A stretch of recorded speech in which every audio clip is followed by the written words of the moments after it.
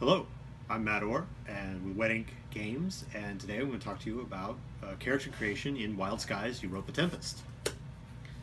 So, I've got my character sheet here. It's all blank, ready to go. We've got the book, and I've got some ideas in my head. The first step of character creation is to come up with a character concept. So, I've been working on this character concept a little bit, but not too much. I think I want him to be like a con man.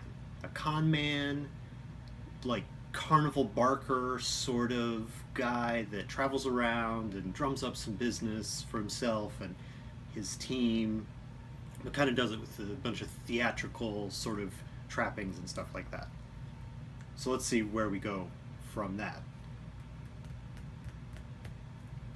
Next step in character creation is to pick the attributes. The attributes are the numbers that determine the game, what the character can do in the game.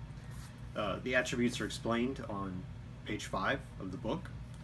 There are 3 primary attributes, which are brawn, which is physicality, smarts, which is all the mental components, intelligence, and guts, which represents sort of the intangible qualities of emotional intelligence and bravery and social skills and stuff like that.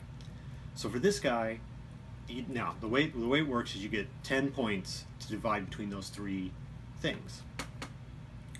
So I'm thinking he doesn't really need much brawn, so I'm going to give him a 2 in brawn. And then he needs, so the other parts will come in smarts and guts. I think he needs to be pretty social, pretty emotionally intelligent to carry off his sort of con man sort of thing.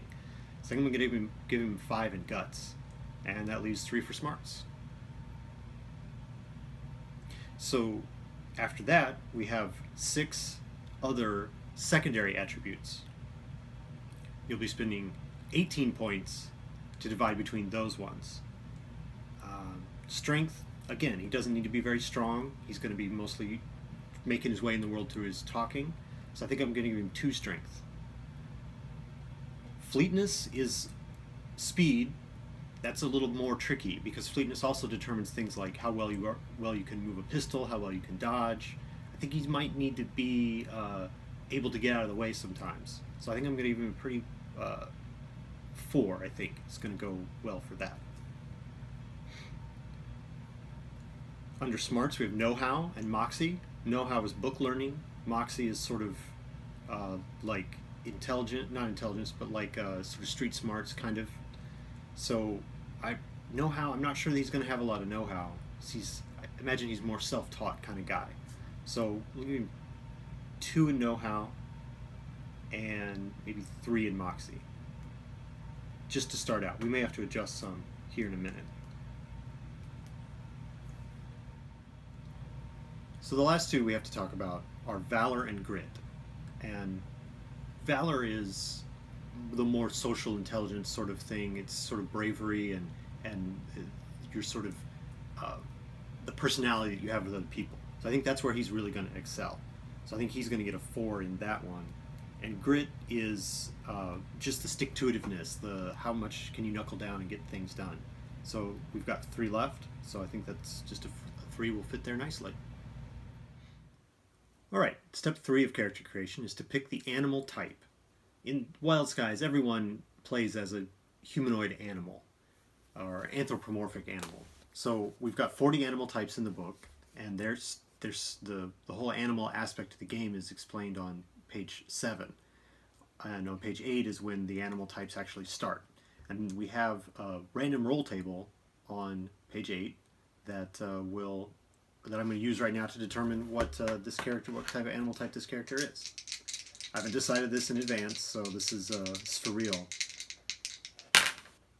My high die is always to the left. So 59. Let's look and see what he is. He is a panther, which is any kind of big cat.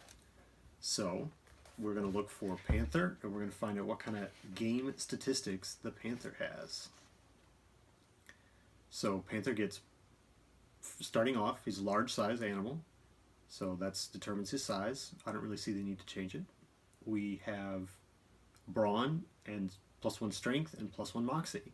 So we were worried about, we put those as some of his lowest stats. So now he's going to get +1 bonuses on those things. So we got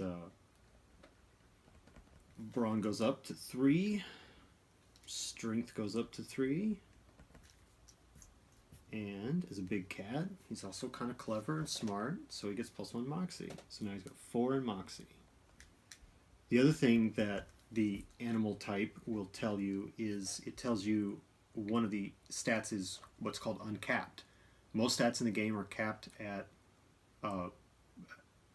10, but the uncapped ones can go as high as you want. Through experience, you can gain more.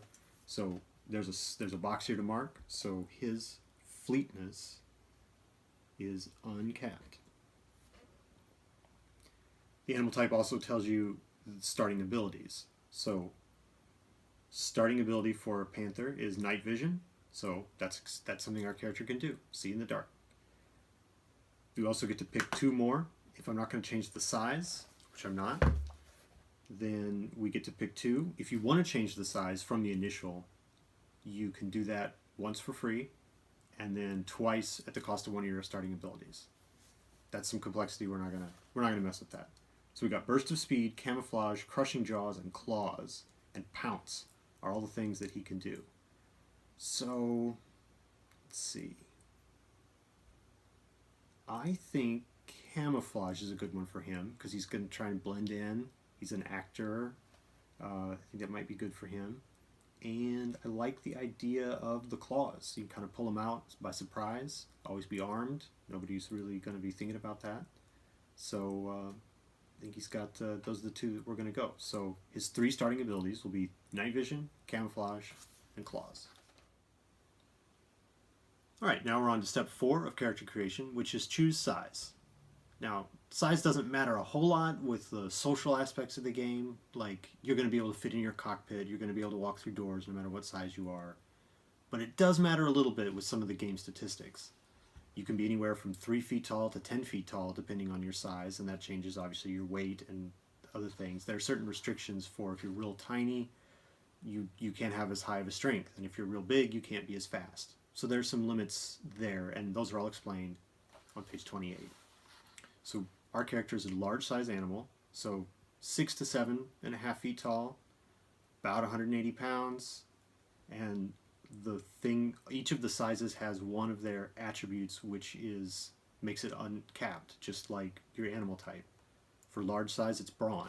So we can mark another thing for brawn as being uncapped, and we know about how big our character is. Say that he's let's make him real tall. Let's say he's right at 7 feet, and put him on the heavier side, 200 pounds, 225 pounds about. Seems about right. I think that's it for step 4. Alright, so now step 5 of character creation. Choose your perks and choose your quirks. In the game, you get 1 perk for free. Perks are on page 29. They're just little bitty extra things that make your character unique, give you special ability from time to time. If you want to have more perks, you can get up to 2 more by taking quirks, which are obviously negatives that are going to give you a limitation from time to time. You can have as many quirks as you want starting out, but you're limited starting out to only 3 total perks. So I think this guy, I think one of the obvious ones, and I've looked over these a little bit and I've decided, I think charismatic is going to be an excellent one for this guy. The more I think about this character, he's a large cat. I think he needs to be a lion. I think he has these illusions of grandeur that he can play Shakespeare better than anyone else. And he loves to get up in his makeup and his Richard III get up, and he says, "Oh, the winter of our discontent," and he's shaking his mane. So he's got the charisma to pull off these roles. So I think he needs the charisma. That's going to give him, he's going to use his guts attribute, which is his highest primary attribute, plus a secondary attribute, and those are going to be added to any social skill roll that he makes. I think the obvious one to choose, well, it's not obvious. I think I'm going to go a little bit unobvious. I'm going to link it to fleetness, because fleetness as a panther, his fleetness is going to be uncapped, so he can keep getting better and better in fleetness. It's already one of his best secondary attributes, but he'll never be able to, he won't ever be limited. He can continue to get better and better throughout the game. The other one that I think is a good choice for him is going to be, where was it? Steady Hand. It's also a little bit different than you might expect, but Steady Hand gives you, helps you, it negates any penalties that you might have for like trying to fire a pistol from like the back of a bumpy truck or something like that. It's not necessarily going to come into play very often, but I think it's a good overall balancing sort of thing for his character, that he has these, like the hidden claws, he's got these surprising sort of abilities that kind of help him survive in the rough and tumble world of Wild Skies. So I'm going to give him a second quirk, which means he has to have a, he's going to have a second perk, which means he has to take a quirk.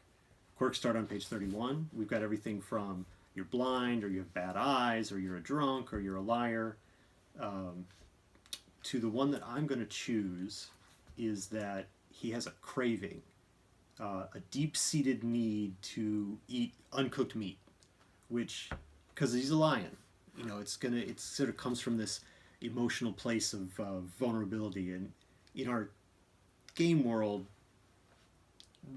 cooking your food and having it is the normal way to do things. It's, you know, very similar to the human world that you and I would know. So he's going to go for this raw meat, which is sort of like every once in a while he really needs it. He really needs it, and so that's going to be his little quirk that he has to deal with from time to time. All right, step 6 is choose your nationality. You can be anything from any place in Europe or any place in the world if you want. We've got a lot of the nations profiled in the book. For whatever reason, I keep thinking of this guy like his name is Albert. So he's a French guy, and that kind of relates to the idea that maybe he's descended from the French and English kings, the way they kind of mix together, and, you know, or maybe he wants to think he is, and that's where he's got some of this, you know, illusions of grandeur kind of come from. Maybe they started with this idea that he's got this heritage. So Albert, the French lion.